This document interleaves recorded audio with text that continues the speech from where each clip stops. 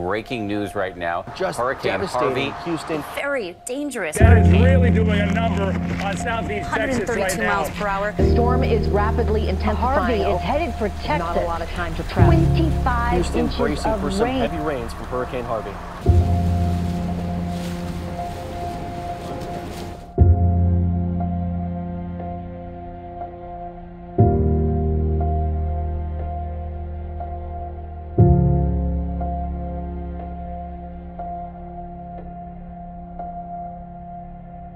We knew that it was going to come our way. It was basically going to turn into a tropical depression and then just sit on us, if you will. The rain started on a Friday afternoon and didn't let up really until about Tuesday afternoon. And we got roughly around 50 inches of rain within about 3 or 4 days. I've been teaching in this area since I started my career, and so I haven't seen anything like this. And the pictures, the news, it doesn't do it real justice until you can actually see it and look around and see the damage and the devastation, but I've never seen anything like it. I got on the phone and actually called a couple coaches to see if they could go to the school and try to get some of our mowers and some of our mechanical equipment, pitching machines to higher areas of the school. And by the time they got to the school, you couldn't get into the school. The entire area was about knee deep, and then certain areas of the school were already 2 to 3 feet deep. All of the students were affected by it because they're either they're displaced from their homes now, or they're displaced from their school. One of the players, he lived in a 1-story home, so his entire house was affected. Where some of the players were living in 2-story homes, so you're trying to salvage stuff and move it upstairs.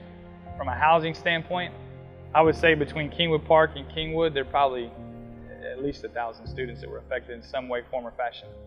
My home had about 6 inches of water in it. We lost a lot of furniture, and we don't have any walls like 5 feet up, so that part's bad, but we are still living in our house just upstairs. We go to Summer Creek High School, which is about 45 minutes from Kingwood.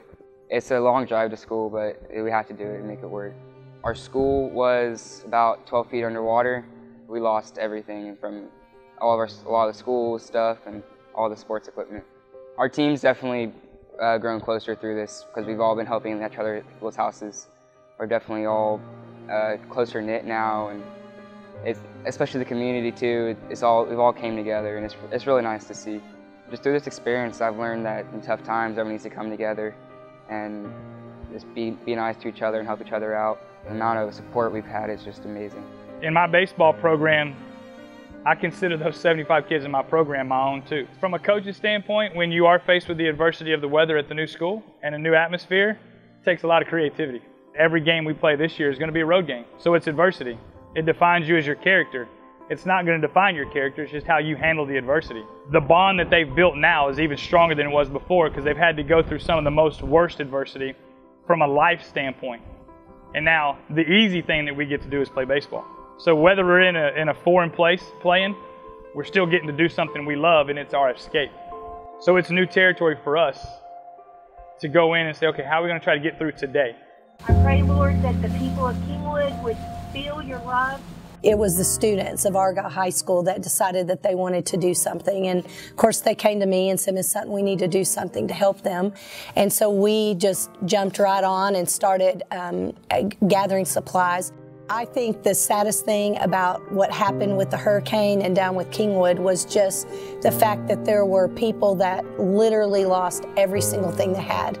There were families that swept their house off the foundation and left them with just a roof and nothing else. It was a great life lesson for me, and I think for the kids to see that we need to be so grateful for the things that we have, just basic things. And it just makes you appreciate your school and your community so much more. The things that we're going to have to learn, I personally feel the most, is we've handled the first month of this pretty well. What's it going to be like when it's January and most people are starting to get back to normal, but we're still not normal because we're not in our home? The stuff that you take for granted every day, or any coach takes for granted every day of having, we don't have. We actually had some kids band together and they made t-shirts and they sold them across the school, and basically every student, every faculty member bought one, and it's Mustang Strong. So that's kind of been our motto this whole year, is we're one big family. We're Mustang Strong, we're just in another school.